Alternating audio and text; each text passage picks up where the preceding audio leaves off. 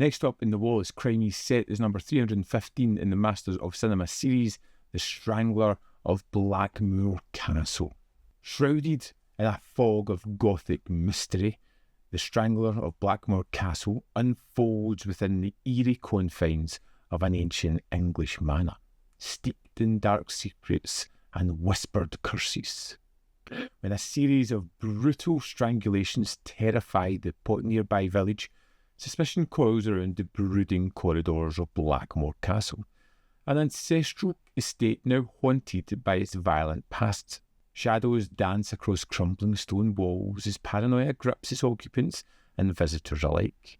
Cloaked figures, cryptic symbols, and flickering candlelight create a world where superstition and murder walk hand in hand.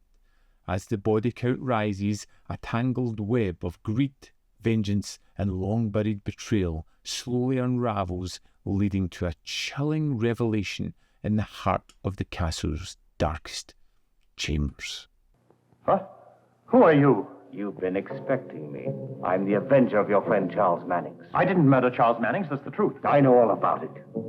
I really enjoyed The Strangler of Blackmoor Castle, especially after The Curse of the Yellow Snake. I felt as if we were getting more of what I expected from this set.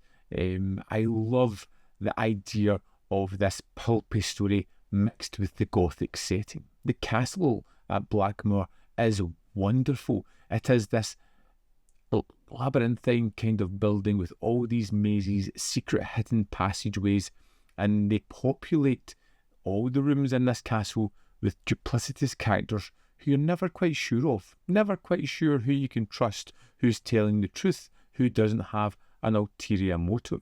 And you throw in the facets of diamonds, money.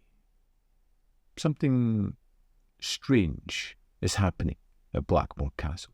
If this man was over by a train, we should have found the head by now. I have a distinct feeling this was the driver of the Blackmoor station wagon.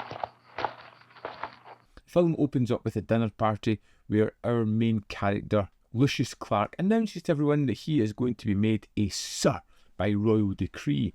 And somebody's just not having that. Almost immediately, someone is strangled on the grounds and a hooded figure breaks in and tells him, "You're going to get yours, and I know you've got diamonds somewhere, and I want them." And incites that our main character is maybe a murderer as well.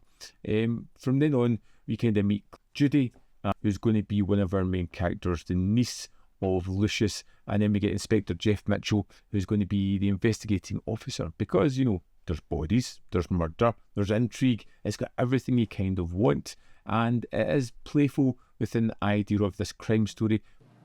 My uncle is dead. I feel at certain times it just gives a little bit too much away, almost telling rather than showing exactly what's going on, as you discover what Lucius has been up to, as you discover what some of the other people in the house have been up to, and how it all kind of ties together. But it does have a really interesting mystery at the heart of it, and it feels like something that has been adapted from a book, because it has more facets to it than the first scene on the film. It's an 89-minute film, and it's condensed, but it has this whole story and mystery set at Blackmoor Castle, but it has far-reaching elements going into the past with characters that we'll never meet that had ramifications on this story, moving to a seedy club every now and again as we meet even more duplicitous characters that are more overtly threatening in that scenario as well. But it ties it down with some great characters. Like I said, Judy and the Inspector make a wonderful pairing, and I really like them together. And it never really moves into the idea of romance or that. It's just two people with a commonality find out what the hell's going on, and that's something that can drive the film forward. The tank has been hit. He set fire to the gasoline on the road. Get out, quickly. And although it has good settings, interesting characters, and a decent setup, it never quite hits the stride of what I'm expecting of this set as yet. Definitely a better version of this kind of story than The Curse of the Yellow Snake, but still not quite hitting its full stride as yet. Interesting, fun, engaging to a certain extent and definitely worth watching.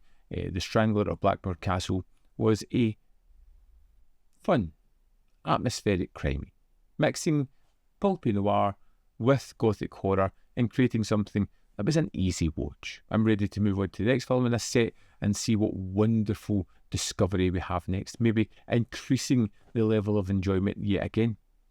I'd love to know your thoughts on The Strangler of Blackmoor Castle. Did you find it great? Did you hate it? Did you fall somewhere in the middle? Let me know in the comment box below. As always, there is more content up here. You can see more of my stuff. In the description box below are links to Patreon, membership program, manvfilm.com, always in which you can support me. Thanks for watching. See you next time.